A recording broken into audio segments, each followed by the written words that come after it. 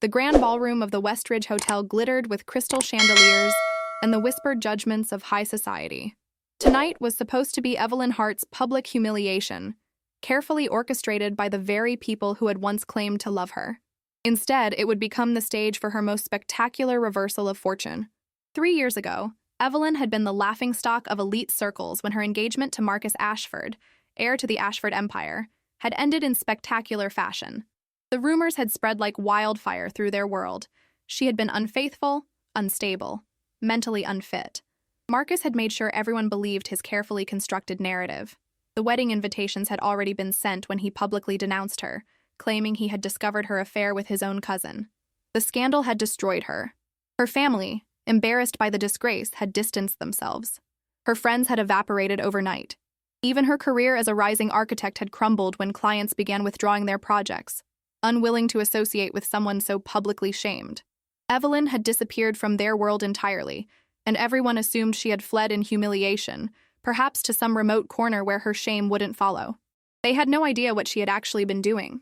Tonight, the annual Westridge Charity Gala was in full swing.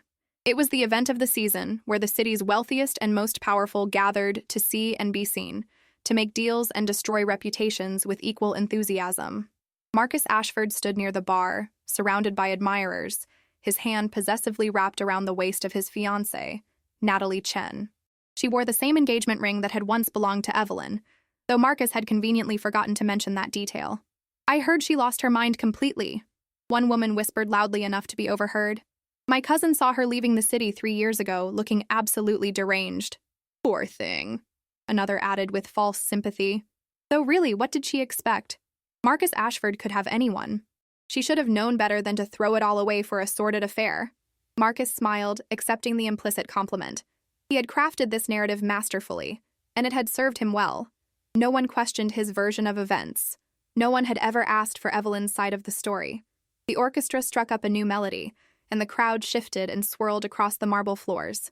That's when the massive double doors at the entrance swung open with dramatic timing that couldn't have been more perfect if it had been choreographed. Evelyn Hart stood in the doorway. But this wasn't the broken, desperate woman they remembered. This Evelyn wore a floor-length gown of midnight blue silk that hugged her figure before flowing elegantly to the ground. Diamonds, real ones and expensive, glittered at her throat and wrists. Her dark hair was swept into an elegant updo, and her makeup was flawless. She looked like royalty. But that wasn't what made the entire ballroom fall silent. On either side of her, holding her hands, stood 2 identical little girls in matching white dresses, no more than 2.5 years old. They had Evelyn's dark hair and delicate features, and trailing just behind them, held by a professional nanny in elegant attire, was a third child, a little boy who looked exactly like his sisters. Triplets. The silence was deafening. Champagne glasses paused midway to lips. Conversations died mid-sentence. Every eye in the room fixed on the woman who had supposedly fled in disgrace, who had supposedly been too ashamed to ever show her face in their world again. Evelyn smiled serenely and walked into the ballroom as if she owned it. Marcus's face had gone completely white. Natalie gripped his arm, her perfectly manicured nails digging into his expensive suit. "Marcus," she hissed under her breath. "Who is that?" "Nobody," he managed to say, but his voice cracked on the word. "Nobody important." Evelyn heard him. She was meant to. Her smile widened just a fraction. The chairman of the charity board, Edward Thornton, recovered from his shock first. He had always liked Evelyn, had been one of the few who had questioned Marcus's story 3 years ago. He strode forward with genuine warmth. "Evelyn Hart," he said, taking her hand and kissing it in the old-fashioned way. "What an unexpected pleasure. We had heard you were in Europe." "I was," Evelyn said smoothly, her voice carrying across the silent room, "building my firm's international reputation. I apologize for the extended absence, but as you can imagine, I had my hands quite full." She gestured elegantly to the children. The 2 little girls looked around the ballroom with wide-eyed wonder, while the boy yawned, clearly past his bedtime but remarkably well-behaved nonetheless. "These are my children," Evelyn continued, and the simple statement landed like a bomb. "Sophia, Isabella, and Alexander. They just turned 2.5. The math was instantly brutally clear to everyone in the room. 2.5 years old meant they had been conceived approximately 3 years ago, right around the time of the broken engagement. "Evelyn," Edward said warmly, though she could see the questions in his eyes. "Please, Let me introduce you to some of the other board members. I believe we've never properly discussed your architectural work. I've heard remarkable things about the projects you've completed in Milan and Paris." As Edward led her deeper into the party, Evelyn could feel the weight of every stare, every whispered conversation. The nanny took the children to a quiet corner where a play area had been thoughtfully arranged for the few young families in attendance. Evelyn had made sure of that detail when she had made her donation to the charity, a donation large enough to guarantee her invitation tonight and to make her impossible to ignore. Marcus finally unfroze. He strode across the ballroom, Natalie hurrying to keep up with him, her face a mask of confusion and growing anger. "Evelyn," Marcus said, his voice low and dangerous when he reached her. "What the hell do you think you're doing?" She turned to face him fully for the first time in 3 years. Up close, she could see the lines of stress around his eyes, the slight puffiness that suggested too many late nights and too much whiskey. He had aged badly, she noted with satisfaction. "Marcus," she said pleasantly, as if greeting an old acquaintance. "How lovely to see you. And you must be Natalie." "That's a beautiful ring. Vintage, isn't it?" Natalie's eyes widened, her hand unconsciously moving to cover the diamond on her finger. "You can't just show up here with—" Marcus started, but Evelyn cut him off. "With my children? Why not? This is a charity gala, Marcus, a family-friendly event. I checked." Her smile was sharp as glass. "Besides, I donated quite generously this year. Did you see the program? I'm one of the platinum sponsors."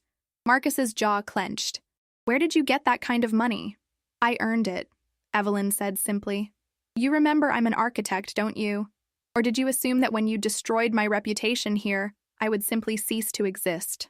A small crowd had gathered around them, pretending not to listen while hanging on every word. "We need to talk," Marcus said through gritted teeth. "Privately."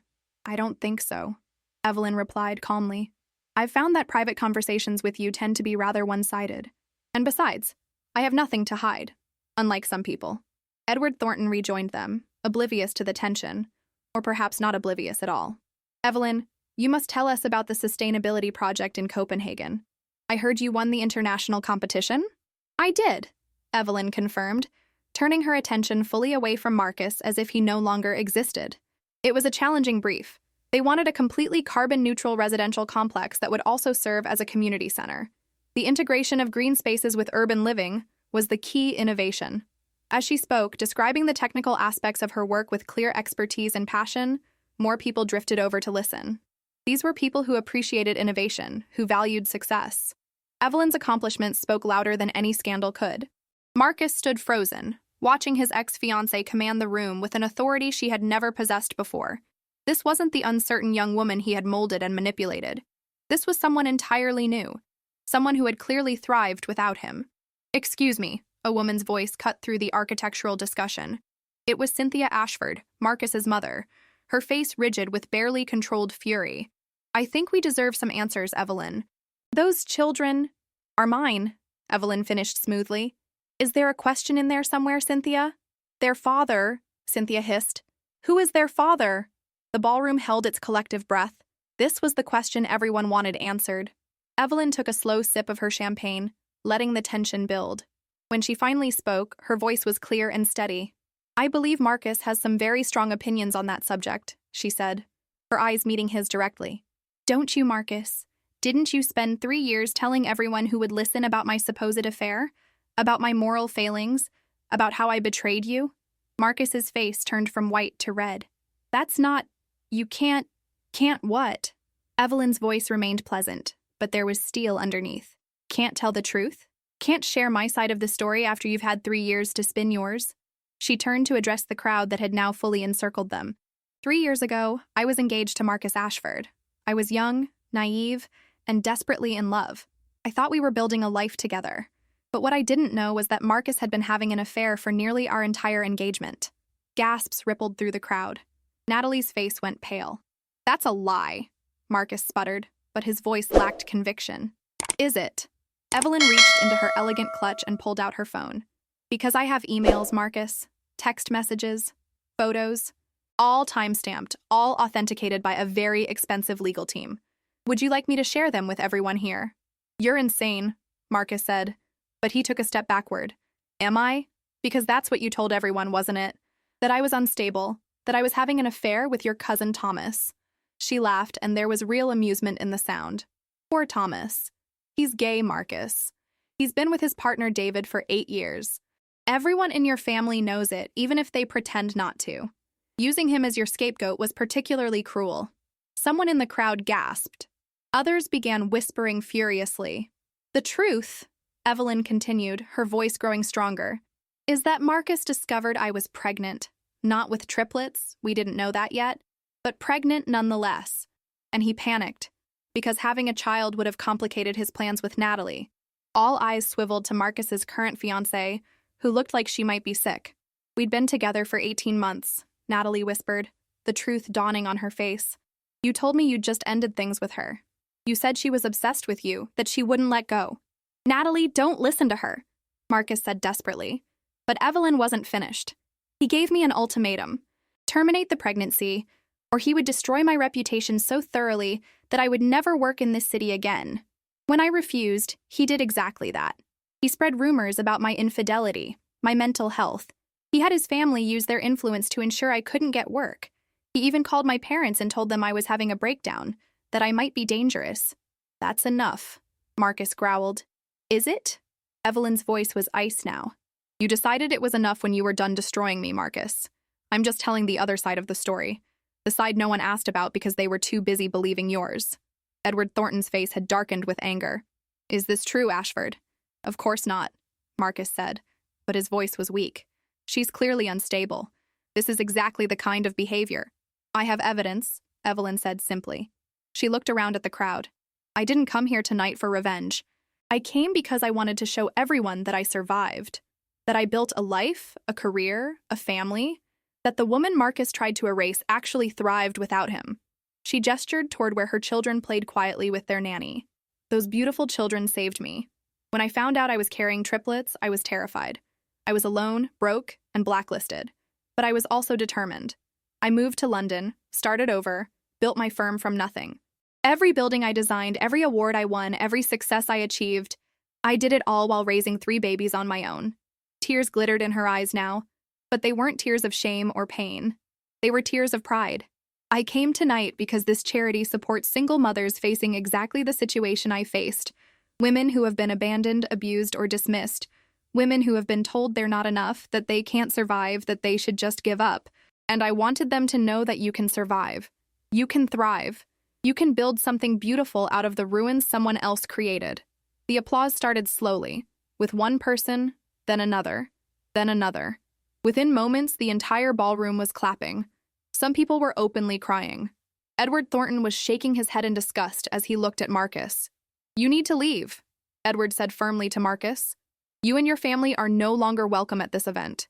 You can't be serious, Cynthia Ashford protested. Our family has been supporting this charity for decades. And we appreciate that, Edward said coldly. But we don't associate with people who abuse and abandon pregnant women. I suggest you go. Now. As security began moving toward them, Marcus made one last desperate grab at control. Those children, he said loudly. If they're mine, I have rights. Evelyn's laugh was genuine this time, rich with real amusement. They're not yours, Marcus. The ballroom went silent again. What? Marcus's face showed his confusion. You never let me finish explaining, Evelyn said.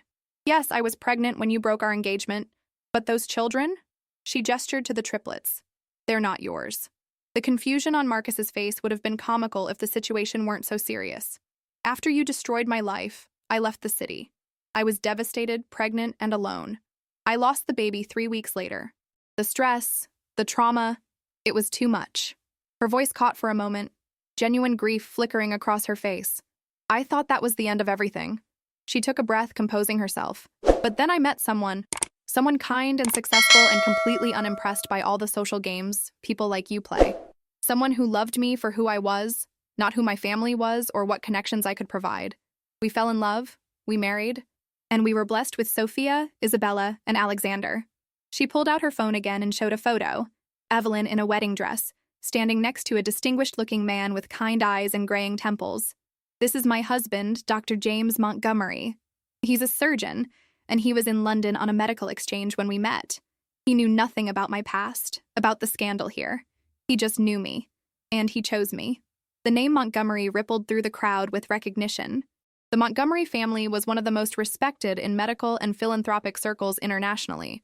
Dr. James Montgomery was renowned not just for his surgical innovations, but for his humanitarian work. "So you see, Marcus," Evelyn continued, her voice gentle now, almost pitying, "these children have nothing to do with you. They never did. They have a father who loves them, who was there for every midnight feeding, every first step, every fever. A father who supported my career while building his own. A father who would never, ever abandon his family the way you did." Marcus's mouth opened and closed soundlessly. His entire manipulation had been based on the assumption that Evelyn's children were his, that he had some leverage, some claim. That assumption had just been obliterated. "But," Marcus managed, "you said you were pregnant when we—" "I was," Evelyn confirmed. "And you made it very clear you wanted nothing to do with that child. So technically, you did abandon your baby. The fact that I miscarried doesn't change what you were willing to do. What you did do."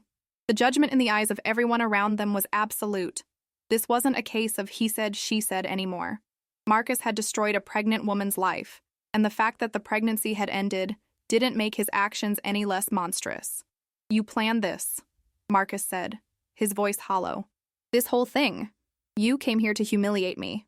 "No," Evelyn said firmly. "I came here to support a charity that helps women like me. The fact that you're humiliated is entirely your own doing.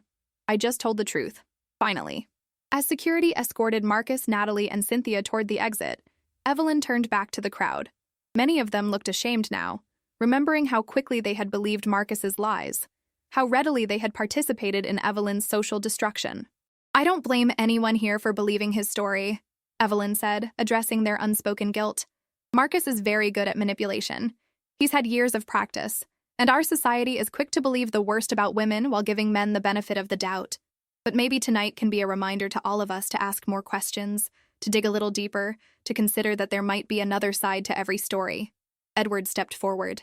"Evelyn, would you consider speaking to our board about your experiences? Your story could help so many people." "I'd be honored," Evelyn said. "But right now, I think 3 very sleepy children need to get home to bed." As she moved to collect her triplets, people approached her one by one. Some apologized for believing the lies. Others thanked her for her courage. Still others simply wanted to hear more about her architectural work, to make connections, to rebuild the bridges that had been burned 3 years ago. Evelyn accepted it all with grace, but she also knew the truth. She didn't need their approval anymore. She had built a life without it. The success, the beautiful children, the loving husband waiting for her back at their hotel, those were real. This world of whispers and social positioning, it was just smoke and mirrors. As she prepared to leave, she noticed a young woman standing off to the side, tears streaming down her face. The woman looked no more than 25, and her hand rested protectively on her still flat stomach. Evelyn approached her gently. "Are you all right?" "I'm pregnant," the young woman whispered, "and my boyfriend wants me to—" She couldn't finish the sentence, but she didn't need to. Evelyn took her hand. "What's your name?" "Sarah." "Sarah, I'm not going to tell you what to do. That's your choice, and yours alone. But I want you to know that whatever you decide, you can survive it. You can build a life you're proud of. Don't let anyone make you feel like you're not enough." She pulled out a business card and pressed it into Sarah's hand. "This is my firm. If you need help, any kind of help, you call that number. We have resources, connections, people who can support you. Whatever you decide." Sarah clutched the card like a lifeline, nodding through her tears. As Evelyn finally left the ballroom, holding Sophia's hand while the nanny carried a sleeping Alexander and Edward Thornton himself carried an equally drowsy Isabella, she felt a weight lift from her shoulders. Not the weight of the scandal. She had carried that and learned to thrive with it. This was different. This was the weight of the final chapter closing. She had come here tonight thinking she wanted vindication, wanting to prove to all these people that they had been wrong about her. But somewhere during the evening, she had realized she didn't need their validation. She had already proven everything she needed to prove, and she had proven it to the only person whose opinion mattered, herself. In the car on the way back to the hotel, Evelyn's phone buzzed with a text from her husband. "How did it go?" She smiled as she typed her response. "Better than expected. Coming home." Because that's what London was now. Home. Not this city, not these people, not the life she had lost. She had built something new, something better, something entirely her own. The headlines would be vicious tomorrow, Marcus Ashford's reputation would be in tatters. Natalie would probably leave him. The Ashford family would scramble to do damage control. And Evelyn? She would be on a plane back to London, back to her real life, back to the people who actually mattered. She had come to be mocked, to be whispered about, to be the subject of cruel speculation. Instead, she had shattered every assumption, revealed every lie, and walked away with her head held high and her dignity intact.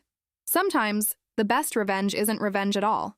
Sometimes, it's simply living well, loving deeply, and refusing to let someone else's cruelty define your story. As the car pulled up to the hotel, Evelyn looked at her sleeping children and felt a surge of overwhelming gratitude. Yes, the journey had been painful.